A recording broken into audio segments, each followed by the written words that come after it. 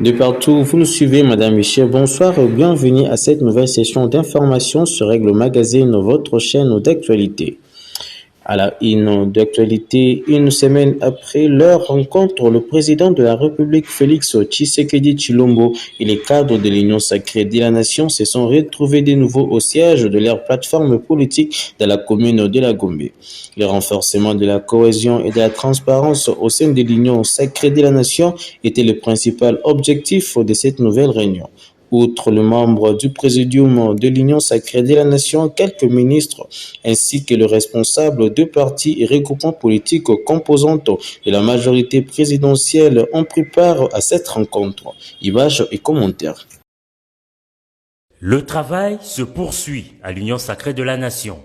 Une semaine après d'intenses travaux de la commission spéciale instituée par la plus haute autorité politique de la plateforme, les cadres se sont retrouvés de nouveau ce dimanche 10 août 2025 autour de Félix Antoine Tshisekedi Tshilombo, chef de l'État, haute autorité politique de l'Union sacrée, pour faire le toilettage de la charte et du projet de règlement intérieur du regroupement politique examiné et approuvé au courant de la semaine. Il était question d'entendre le rapport de la commission spéciale qui avait été mise sur pied lors de la réunion de samedi 2 août.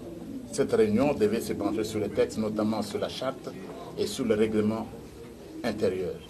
Nous nous sommes penchés là-dessus et le travail va donc continuer, va se poursuivre. Et je dois vous dire que la prochaine réunion du Présidium, sous la présidence de la haute autorité politique, c'est jeudi prochain. Jeudi prochain, nous allons finalement adopter tous les textes et la haute autorité politique sera à mesure de décider de la tenue du Congrès. Parce que c'est le Congrès qui, en dernière instance, va adopter. Nous sommes une instance démocratique. C'est le Congrès qui va adopter les textes de l'Union sacrée de la nation.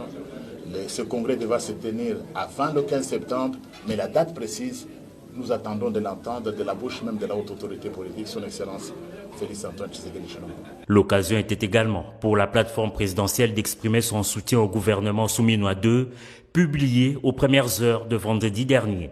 L'Union sacrée de la nation est derrière et il soutient le gouvernement Souminois II qui vient d'être mis en place. C'est notre gouvernement. Tout ce que vous pouvez entendre sur les réseaux sociaux, c'est autre chose.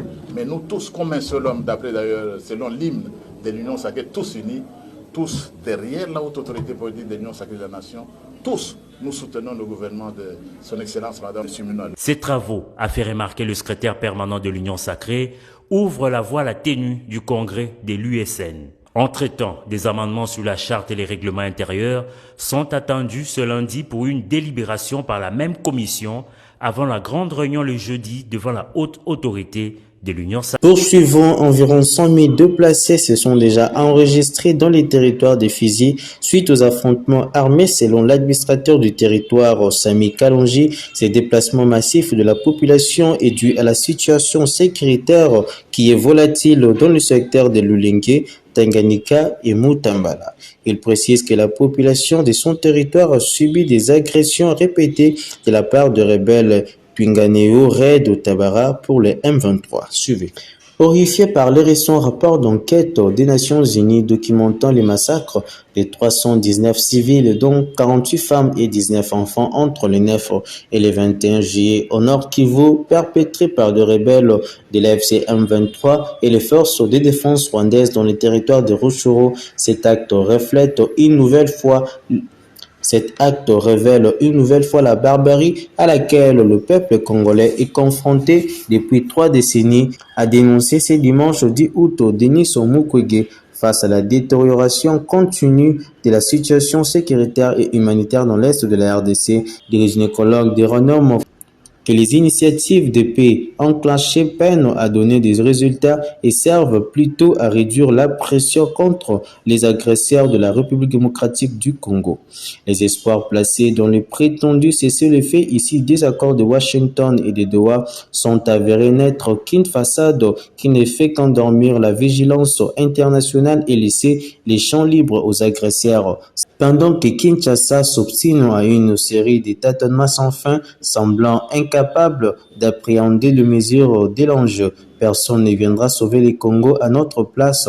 Combien de Congolais devraient encore être sacrifiés pour que la classe politique congolaise prenne conscience et Combien de Congolais devraient encore être sacrifiés pour que la classe politique congolaise prenne confiance et transcende les intérêts partisans afin de dresser un rempart face à ces projets d'extermination de notre peuple et de balkanisation de notre pays, s'est-il interrogé. Les rebelles de MC-123 poursuivent leur conquête sur les terrains. C'est le cas notamment dans le sud Kivu où des combats sont signalés ces derniers jours dans les territoires de Walungu et Mwenga. Si pour l'accord de Washington signé entre Kinshasa et Kigali sous la médiation américaine avance timidement dans sa mise en œuvre, près d'un mois après la signature de la déclaration de principe, les engagements mutuels censés poser de base d'un futur accord de paix global peinent à se matérialiser. Les mesures de confiance considérées comme indispensables à la reprise de pourparlers début août en vue de parvenir à un accord de paix global restent jusque-là sans effet. Face à cette situation et au regard du blocage constaté dans la mise en œuvre de cette déclaration, fait peser des risques réels sur la suite du processus alors que, selon les chronogrammes contenus dans les déclarations de principe signées à Doha, le parti s'était engagé à reprendre les discussions sur un accord de paix plus tard, le 8 août 2025, avec en ligne de mire la signature d'un accord de paix global prévu le 17 août 2025.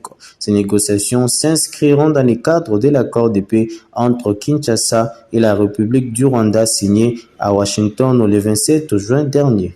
Toujours dans l'axe sécuritaire, les forces armées de la République démocratique du Congo et le milicien Mobondo se sont affrontés dans la nuit du samedi 9 au dimanche 10 août 2025 dans une ferme située au village Mbakano dans la commune urbano-rurale de Maluku dans la ville-province de Kinshasa. D'après les communiqués des FARDC, 3 assaillants ont été tués et un fermier a été sauvagement amputé d'une jambe à coups de machette par le milicien Mobondo. Suivez. Alertés par des coups de feu aux environs de 23h juste, les unités du FARDC basées à proximité sont rapidement intervenues pour repousser une attaque perpétrée par le groupe armé Mobondo. Au cours de cette opération, 3 assaillants ont été neutralisés, 2 armes de type calibre 12 ont été récupérées, plusieurs travailleurs pris en otage ont pu être secourus. Un employé de la ferme a été grièvement blessé, ayant eu les pieds sanctionnés avec la machette par les assaillants. Grâce à l'intervention rapide des FARDC, sa vie a pu être sauvée, lit-on dans un communiqué de l'armée. Selon le communiqué, le FARDC annonce également les poursuites des opérations sur les terrains afin d'éradiquer la milice Mobondo. Les opérations de ratissage et de sécurisation se poursuivent dans la zone dans le but de trouver les éléments en fuite et de mettre hors d'état de nuire, écrit le capitaine Anthony, porte-parole de l'opération militaire en Ngemba. L'armée nationale appelle la population locale à faire preuve de vigilance et à collaborer activement avec les forces de défense et de sécurité pour préserver la paix et la stabilité dans cette région. Parlons d'autre chose. À présent, après l'Uruguay et l'Argentine, la délégation gouvernementale de la République démocratique du Congo est arrivée depuis le week-end dernier à Brasilia, capitale du Brésil. Troisième et probable dernière étape de la tournée en Amérique latine. Bien avant de quitter l'Argentine, le vice-premier ministre de la Défense nationale, Guy Kabombo Modianvita, a eu un échange bilatéral avec son homologue argentin, Dr Luis Alfonso Pridi.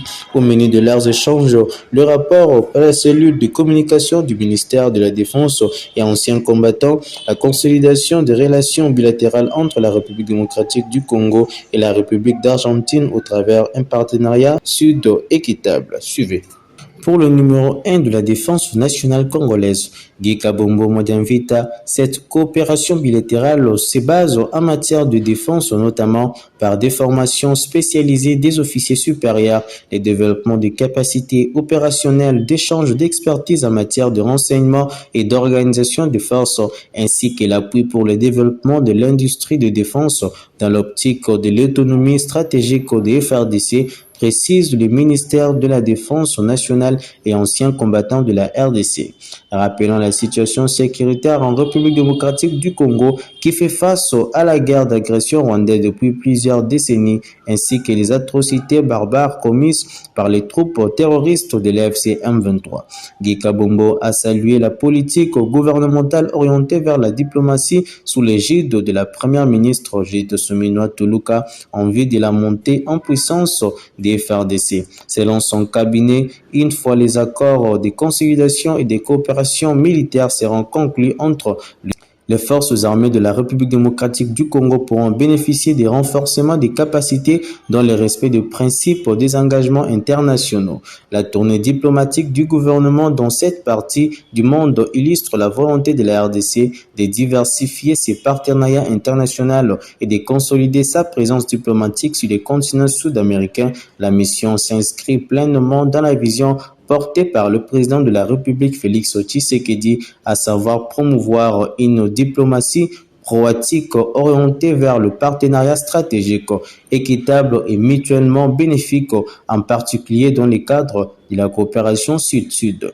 À travers ces déplacements, Kinshasa attend jeter les bases du partenariat durable avec l'Uruguay, l'Argentine et le Brésil.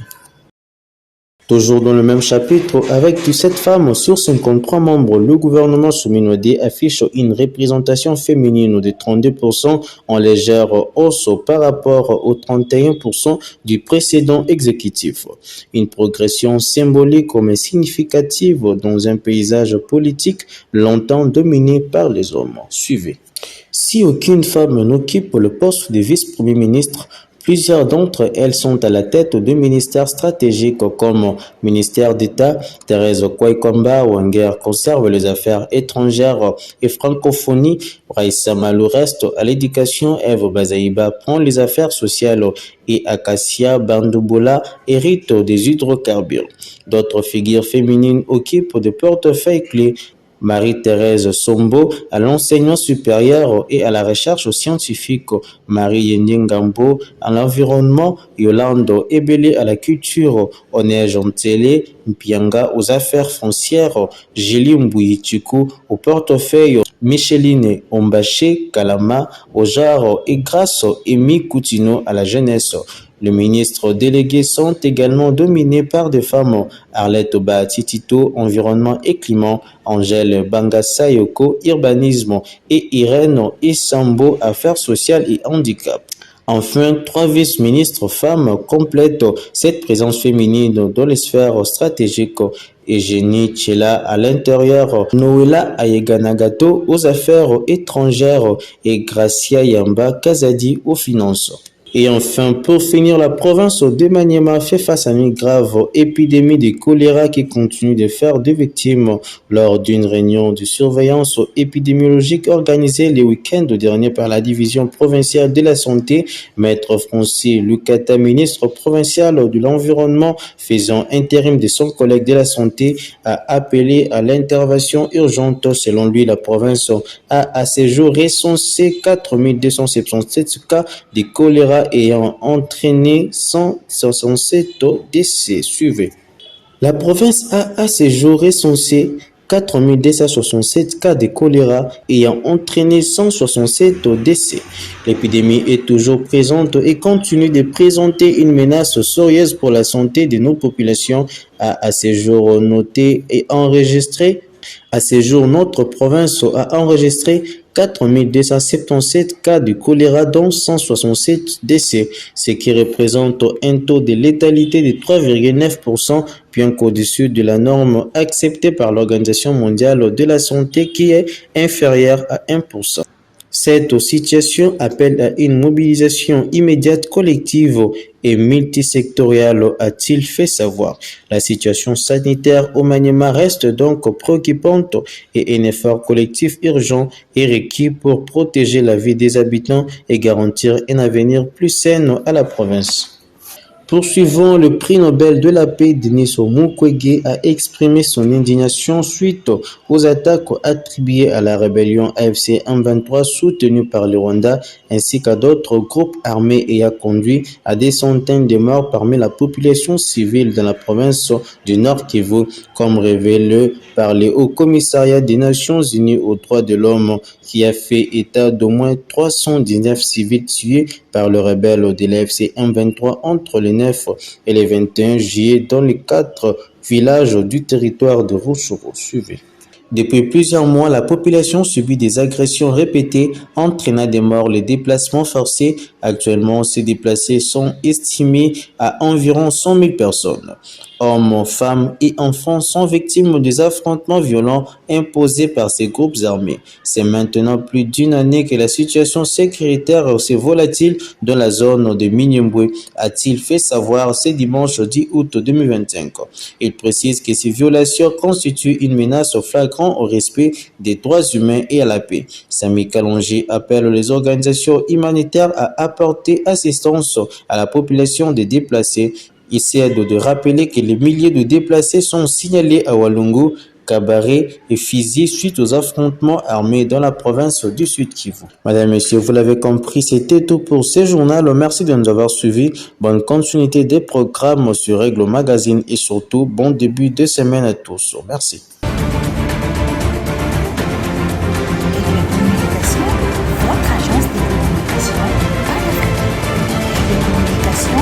Votre agence de communication